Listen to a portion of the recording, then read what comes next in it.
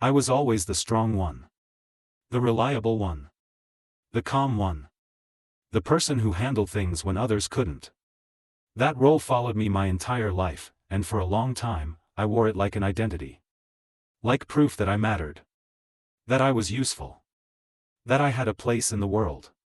I didn't realize it at the time, but that role slowly erased me. 10 seconds into this confession, here's the truth I avoided for years: I didn't lose myself because life was cruel. I lost myself because I never learned how to stop being needed. From a young age, people leaned on me. Family problems. Emotional crises. Responsibilities that arrived too early and stayed too long. I learned quickly that my value came from stability. From not falling apart. From being the one who didn't complain. So I didn't.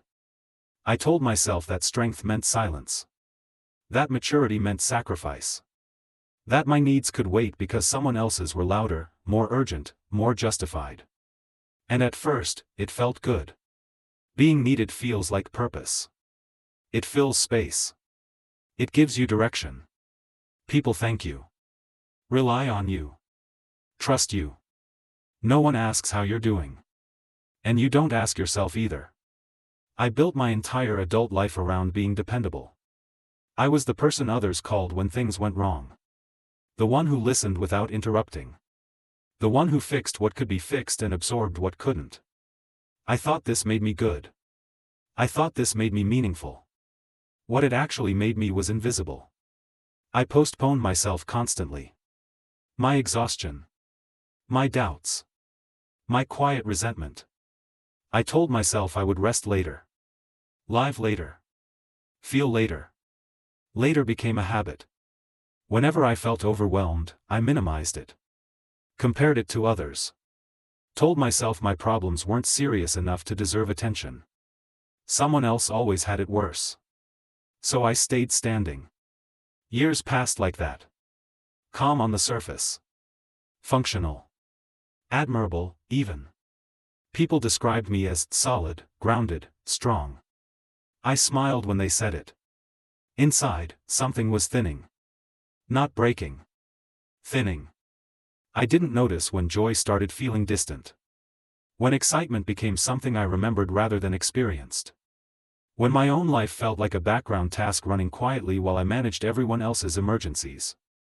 I told myself this was adulthood. That everyone felt like this. That fulfillment was overrated. The first real crack appeared during a moment that should have been ordinary. Someone asked me a simple question: what I wanted next.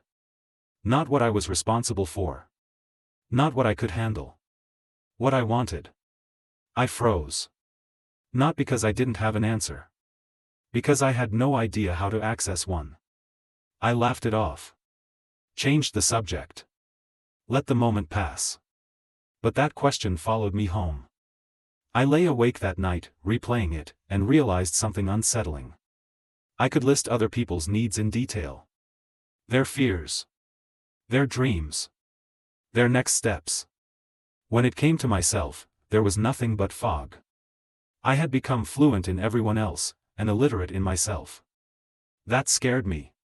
But fear, like everything else, got postponed. I kept going. Helping.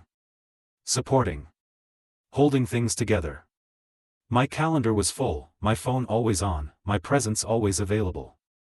My inner life stayed empty. I began to feel tired in a way sleep couldn't fix. Not physically, existentially. A deep fatigue that came from being constantly present for others while being absent from myself. I started fantasizing about disappearing. Not dying. Just, not being needed. Not being reachable. Not being responsible for keeping everything balanced. That thought filled me with guilt. Good people don't want to disappear, I told myself. Strong people don't get tired of being strong. So I pushed it down. And that was my mistake. Because ignoring exhaustion doesn't make it go away. It turns it inward. I didn't have a breakdown. I didn't cry in public or fall apart dramatically. My collapse was quiet, almost polite. I woke up one morning and realized I felt nothing about my own life. Not sadness. Not anger. Nothing. And that emptiness terrified me more than pain ever could. I understood then that I had spent so much time saving others from falling apart that I had never learned how to live as a whole person myself. And I didn't know how much longer I could keep pretending. At first, nothing actually changed. That's what scared me most. I still woke up on time. Still answered messages. Still showed up when people needed me. From the outside, I was functioning perfectly. That made it easy to doubt myself. To tell myself I was exaggerating. That emptiness was just a phase. Fatigue. Burnout. But burnout rests when you stop working. This didn't. It followed me everywhere. I noticed that I had started measuring my days only by how useful I had been to others. If I solved problems, I felt acceptable. If no one needed me, I felt anxious, almost guilty, like I was wasting oxygen. Being alone with myself became uncomfortable. Silence felt heavy, accusatory. I filled it with noise, tasks, conversations, anything that kept me from hearing my own thoughts. Because when I did listen, a single realization kept resurfacing. I didn't know who I was without being needed. That wasn't poetic. It was terrifying. I had no inner reference point. No sense of desire that wasn't shaped by obligation. My personality had been constructed entirely around availability. Remove the requests, the crises, the dependence, and there was nothing solid underneath. Just fatigue and fear. I started making small mistakes. Forgetting things. Losing patience. Not catastrophically, just enough to notice. People asked if I was okay.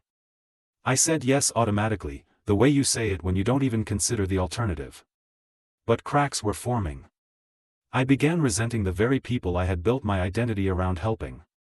Not because they were demanding, but because they didn't see me. They saw a function. A role that existed to absorb stress and provide stability. And I had trained them to see me that way. That realization was brutal. I couldn't blame anyone without blaming myself.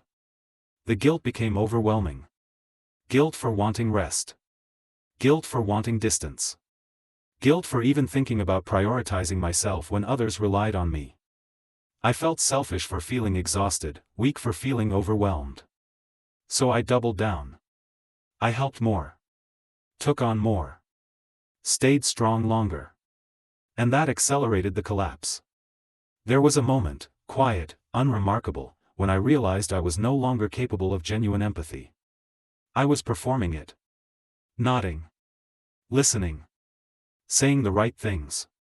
But inside, I felt detached, almost numb. That terrified me. Because empathy had been the one thing I believed defined me. Without it, who was I?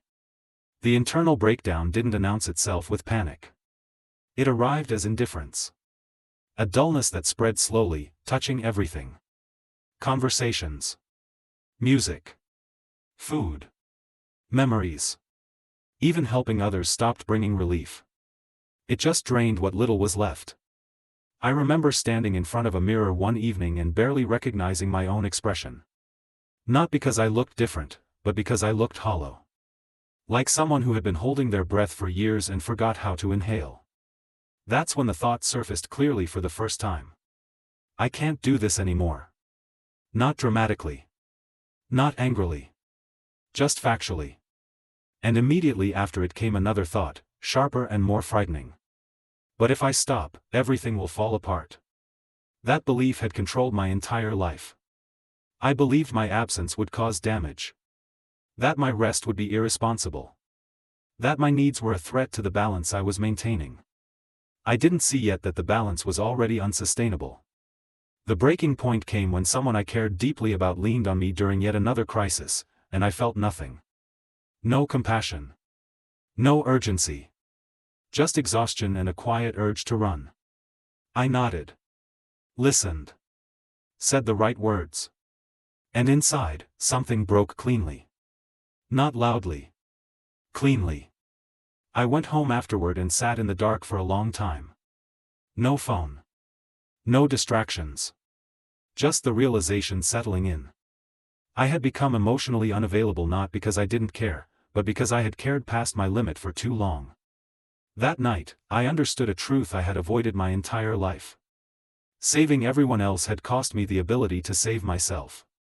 And if I didn't stop, there would eventually be nothing left of me at all, just a shell people relied on until it collapsed. I didn't know how to change yet. I only knew that continuing was no longer an option. And that understanding scared me more than any crisis I had ever helped someone else survive. The moment I finally stopped wasn't heroic. I didn't make a speech. I didn't explain myself well. I didn't even feel certain. I just said a sentence I had never allowed myself to say before. I can't do this anymore. The room went quiet. Not shocked quiet. Confused quiet. The kind that appears when people realize a role they depended on is suddenly unavailable. I saw disappointment before I saw understanding. I saw fear before I saw empathy. And immediately, the guilt surged. It felt physical. Heavy.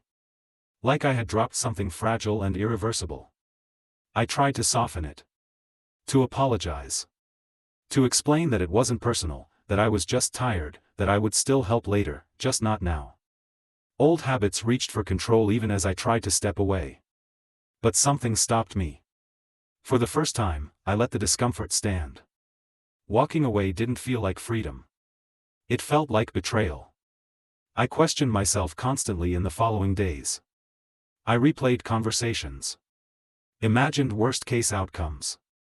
Wondered if I had exaggerated my exhaustion, if this was just weakness finally catching up with me. There were moments I almost went back. Moments where being needed sounded easier than being honest. Because when you stop saving others, you're left alone with yourself, and I didn't know who that was. The emptiness didn't disappear right away. In fact, it got louder. Without constant distraction, I had to face how little I had cultivated my own inner life. How few desires I could name without immediately dismissing them as selfish. Rest felt unfamiliar. Uncomfortable. Almost irresponsible. I realized I had internalized a belief that my worth was conditional, granted only when I was useful. Without requests, without crises, without gratitude, I felt exposed. But slowly, something shifted. Time stopped feeling like an emergency. My nervous system began to settle. I noticed small things again, not joy, not happiness, just sensation. The feeling of being tired and allowing it. The relief of silence that didn't demand anything from me. Some relationships didn't survive the change. Not because of conflict, but because they were built entirely on my availability. When that disappeared, there was nothing else to hold them together. That hurt more than I expected. But it also clarified something painful and necessary. Not everyone who benefits from your sacrifice is invested in your survival. I had to grieve the version of myself who believed being indispensable was the same as being loved. I started rebuilding slowly. Not dramatically. Not optimistically. Just honestly. Learning how to say no without justification. Learning how to sit with guilt without immediately correcting it. Learning how to ask myself what I needed, and take the answer seriously. I wasn't happier. But I was present. And presence, I learned, is quieter than purpose but far more stable. Looking back, I see now that saving others had been my way of avoiding myself. As long as I was managing someone else's pain, I didn't have to examine my own emptiness. Strength had been my hiding place. I don't regret caring. I regret never caring inward. If you're listening to this and you recognize yourself, the strong one, the reliable one, the one who never asks for help, I won't tell you to stop helping. I'll tell you this instead. If you don't learn how to be a person when no one needs you, you will eventually disappear inside your own life. Not dramatically. Quietly. I didn't lose myself all at once.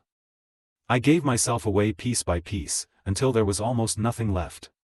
Stopping didn't make me selfish. It made me whole enough to exist. And for the first time in my life, I'm learning that I don't have to earn the right to be here. I just have to stay.